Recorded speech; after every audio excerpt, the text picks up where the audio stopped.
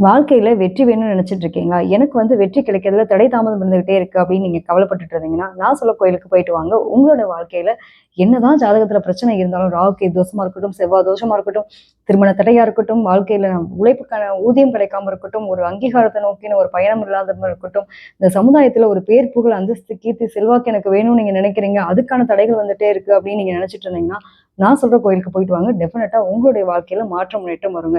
அதனுடைய அனுபவம் அப்படின்றது எனக்கு உண்டுங்க. பொதுவாவே வந்து ராகு கேதுக்கான சிறப்பு ஸ்தலமா, இந்த ராகுனால ஏற்படக்கூடிய பிரச்சனைகளும் சரி, நம்மளுக்கு தோஷங்களா இருக்கக்கூடிய ஒரு அமைப்புகளும் சரி, சரி செய்யக்கூடிய அமைப்பு யாருக்கு இருக்கு அப்படின்னா, பட்டீஸ்வரர் துர்க்கை அம்மனுக்கு இருக்குங்க. இதுக்கு வந்து பாத்தீங்கன்னா, சோழ மன்னர்கள் வந்து துர்க்கை அம்மனை எப்படி வழிபட்டுட்டு தான் போய் போருக்கெல்லாம் போவாங்களாம். நமக்கு எப்படி நம்மளுடைய பாண்டிய நாட்டுல எடுத்துட்டோம் அப்படின்னா, மீனாட்சி அம்மனை வழிபட்டுட்டு தான் அவங்க எப்படி போயிட்டு வருவாங்களோ, அது மாரி அவங்களுடைய குலம் காக்கக்கூடிய ஒரு தெய்வமாவும் யார் இருந்திருக்காங்க அப்படின்னா, துர்க்கை அம்மன் இருந்திருக்காங்க. இந்த துர்க்கை அம்மன் எல்லா பிரச்சனைகளுக்கும் ஒரு தீர்வு கொடுக்கக்கூடியவங்களா இருக்காங்க. ஒரு பிரச்சனை அப்படின்னு வந்து நம்ம அந்த அம்மாட்ட போய் நம்ம ஃபீல் பண்ணோம் அப்படின்னா, டெஃபினட்டா உடனே பார்வதி அம்மா வந்து தான் துர்க்கை ஒரு வடிவமா அங்க இருக்காங்க.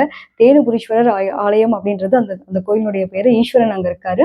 ஸோ இந்த பட்டீஸ்வரம் அப்படின்றதுக்கான காரணம் என்ன அப்படின்னா, அ நம்மளுடைய காமதேனு இருக்காங்க இல்லையா? காமதேனுடைய குழந்தை தான் பட்டின்னு பேர் சொல்லி அழைக்கக்கூடிய ஒரு தன்மை. அந்த பட்டி அப்படிங்கிற ஒரு பேர் தான் அவங்களுக்கு பட்டீஸ்வரமா மாறி அந்த கோயிலுடைய சிறப்பு வரலாறா இருக்கு. என்னதான் வந்து இங்க பார்வதி தெய்வமா வந்து தவம் இருந்தா கூட, தேனுபுரீஸ்வரர் வந்து தான் அங்க முக்கியமான ஒரு தெய்வமா இருக்காரு. ஆனாலும் பட்டீஸ்வரம்ன்றது வந்து பேர் புகழ் பெற்றது எதனால அப்படின்னா, அம்பாள்னால தான்.